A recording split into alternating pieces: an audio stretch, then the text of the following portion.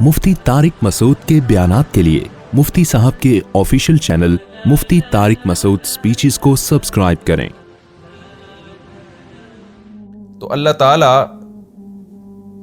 फरमाते हैं कि अगर अल्लाह ताला लोगों को उनके जुल्म की बिना पे पकड़ना शुरू कर दे, जुल्म चाहे अकीदे का हो या अमल का हो, अकीदे का जुल्म शिरक है, जैसे कुरान में आता है इन्न शिरका लज़ुल्मुन अज़ीम, शिरक बहुत बड़ा जुल्म है। और जुल्म के मफहूम में बदअमली भी दाखिल है। दुनिया में जितनी बुराइयां हो रही हैं, तो अल्लाह अगर लोगों को पकड़ ले, मा तरका अलैहा मिन दाब्बा, तो ज़मीन पर कोई चलने वाली जानदार चीज़ को ज़िंदा ना छोड़े, वलाकिन युअख़िरुहुम इला अजलिम मुसम्मा, लेकिन अल्लाह सबको मुअख़्ख़र कर रहा है, मोहलत दे रहा है एक मुतअय्यन वक्त तक के लिए। बार बार कुरान इस बात को दोहराता है। वजह उसकी है कि नाफरमान और मुशरिक लोग और इस्लाम से बगावत करने वाले लोग, अल्लाह के दीन को ना मानने वाले लोग, वो बार बार इस खुशफहमी में मुब्तला रहते हैं कि अगर हम बातिल पर हैं तो अजाब आता क्यों नहीं है, फ़ौरन हम तबाह बर्बाद क्यों नहीं हो जाते। तो कुरान में इस मज़मून का बहुत तकरार है कि भाई तुम्हारे जराइम ऐसे हैं कि अगर पकड़ने पर आ जाए ना अल्लाह ताला, तो पूरी ज़मीन को तबाह बर्बाद कर दे। जुर्म तुम्हारा कम नहीं है, लेकिन बात यह है कि कितना ही बड़ा जुर्म हो, अल्लाह ने एक टाइम रखा हुआ है ना। ये दुनिया दारुल इम्तिहान है, अगर अल्लाह मार के ख़त्म ही कर देगा तो इम्तिहान कहाँ से होगा। तो इस खुशफहमी में ना रहो कि आखिरत में भी सज़ा नहीं मिलेगी। अल्लाह ने एक दिन रखा हुआ है, फ़इज़ा जाअ अजलुहुम, बस जब अजल आ जाएगी, मुद्दत आ जाएगी, ला यस्तअखिरून साअतन वला यस्तक़दिमून, तो ना ये मुअख्खर हो सकेंगे ना ये मुक़द्दम हो सकेंगे। यानी उस साअत से एक घड़ी भी इनको ताख़ीर नहीं होगी कि साअत आ जाए और अल्लाह इनको मोहलत दे दे, और ना ऐसे होगा कि साअत से पहले अल्लाह इनको मार दे। तो ना मुक़द्दम होंगे ना मुअख्खर होंगे। वयजअलून लिल्लाहि मा यकरहून व तसिफु अलसिनतुहुमुल कज़िब, और ये लोग अल्लाह के लिए उस चीज़ को बनाते हैं, मा यकरहूना, जिस चीज़ को खुद ये नापसंद करते हैं। जैसे कि पिछले रुकू में आया था ना, अपने लिए बेटियां पसंद ही नहीं करते थे, तो उसकी निस्बत अल्लाह की तरफ कर रहे होते हैं।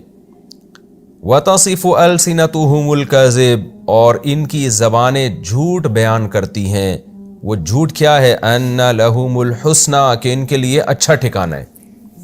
तो ये ज़बानें इनकी झूठ बोलती हैं, समझती है, दावा करते हैं कि अगर बिलफर्ज आखिरत हुई तो वहाँ भी हमें अच्छा ठिकाना मिलेगा, कि हमने कौन सा जुर्म कर लिया।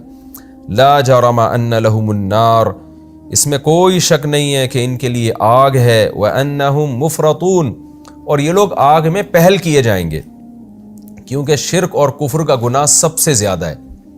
तो इसलिए वहाँ भी मुशरिक को सबसे पहले जहन्नम की आग में डाला जाएगा। तल्लाहि लक़द अरसलना इला उममिन मिन क़ब्लिक, अल्लाह की कसम, हमने आपसे पहले भी बहुत सारी कौमों की तरफ पैगम्बरों को भेजा। फ़ज़य्यन लहुमुश्शैतानु अअमालहुम, शैतान ने उनके आमाल को उनकी नज़रों में मुज़य्यन कर दिया। इसकी तफसीर कई बार बयान की जा चुकी है कि शैतान क्या करता है, बुराई पे लेबल अच्छाई का लगा देता है, अट्रैक्टिव बना देता है उसको।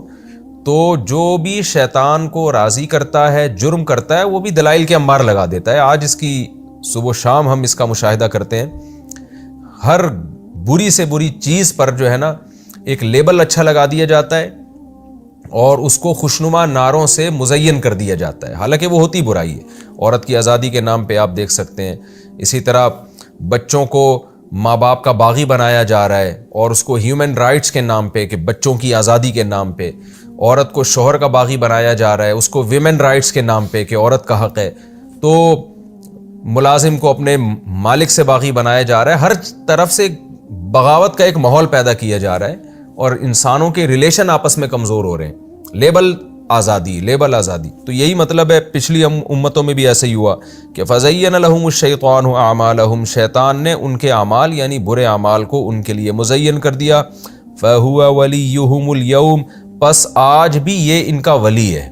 यानी वही शैतान जिसने पिछली उम्मतों को तबाह किया, आज भी इनका वली यही शैतान है। तो उसी तरीके से इनको तबाह कर रहा है जैसे पिछली उम्मतों को तबाह किया। वलहुम अज़ाबुन अलीम, और इन सब के लिए दर्दनाक अजाब है। वमा अंज़लना अलैकल किताब, अगली आयत का जो मफहूम है वो ये है کہ جب شیطان ہر برے عمل کو مزین کر کے پیش کر رہا ہے تو ضرورت اس بات کی تھی کہ اللہ آسمانی وحی نازل کر کے خود لوگوں کو ایکسپلین کرے، ڈیفائن کرے کہ صحیح کیا ہے اور غلط کیا ہے، کیونکہ اللہ سے زیادہ بات کسی کی درست نہیں ہو سکتی۔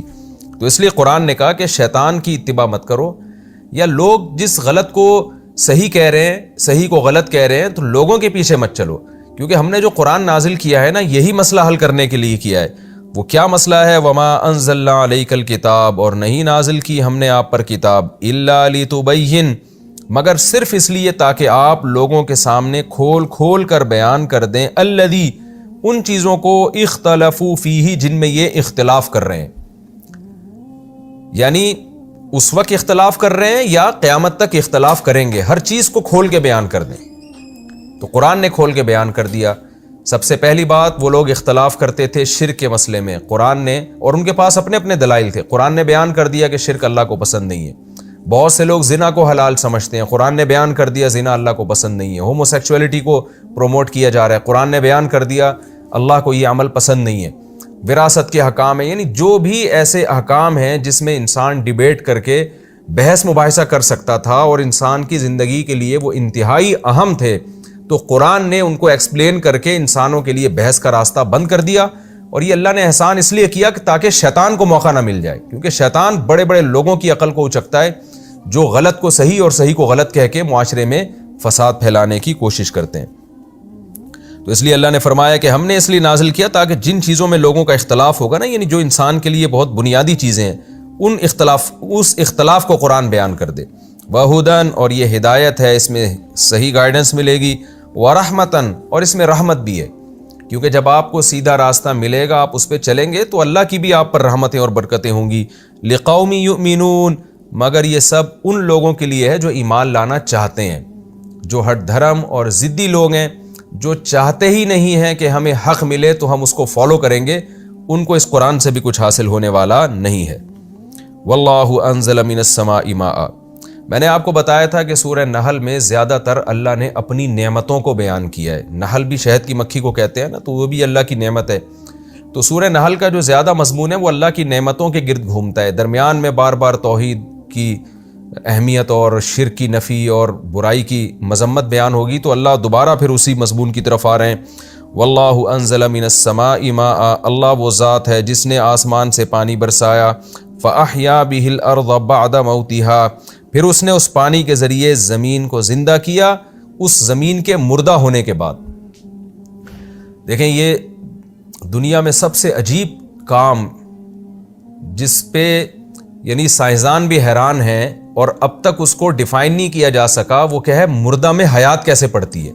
یہ تو ہم چیزوں کو دیکھ رہے ہیں نا تو ایمان لے آتے ہیں، لیکن کوئی بنجر زمین ہو، ہم نے اس میں کبھی درخت یا پودا اگتا ہوا نہ دیکھا ہو، اور اس کے بارے میں کوئی یہ کہے کہ اس میں پانی برسے گا اور لہلہاتی فصلیں اگیں گی، گندم اگے گا، خربوزے اگیں گے، انار اگے گا، تو دنیا میں کوئی بھی اس بات کو نہیں مانتا، وہ کہتا ہے یہ ہو ہی نہیں سکتا۔ ہم اس لیے مان رہے ہیں کہ ہم صبح شام یہ منظر اپنی آنکھوں سے دیکھ رہے ہیں۔ تو اللہ اس منظر کو قرآن میں بار بار بیان کرتا ہے کہ یہ خدا کے ہونے کی دلیل ہے کہ اس نے زمین میں اس طرح کے سافٹ ویئر انسٹال کر دیے ہیں، ایسا سسٹم زمین کے اندر بنا دیا ہے کہ صرف پانی برسنے کی دیر ہوتی ہے اور کیسی لہلہاتی فصلیں اس سے اور کیسے خوش ذائقہ پھل اس کے اندر سے پیدا ہوتے ہیں۔ تو واللہ انزل من السماء ماء، اللہ وہ ذات ہے جس نے آسمان سے پانی برسایا، فاحیا بہ الارض بعد موتها، پھر اس نے اس پانی کے ذریعے زمین کو زندہ کیا اس زمین کے مردہ ہونے کے بعد۔ ان فی ذلک لآیہ، بے شک اس بات میں بڑی نشانی ہے، لقوم یسمعون، ان لوگوں کے لیے جو سننا چاہتے ہیں، جو چاہتے ہیں کہ ہم حق کو سنیں تو اس کو فالو کریں گے، جو چاہتے ہیں، تو ان لوگوں کے لیے صرف اس زمین میں ہی بہت بڑی نشانی ہے کہ یہ زمین خود نہیں بن سکتی، یہ نظام خود بخود وجود میں نہیں آ سکتا، اور جس نے یہ نظام بنایا ہے وہ انسان پر بہت مہربان ہے۔ یہ تمام چیزوں کی نشانیاں اس عمل میں موجود ہیں۔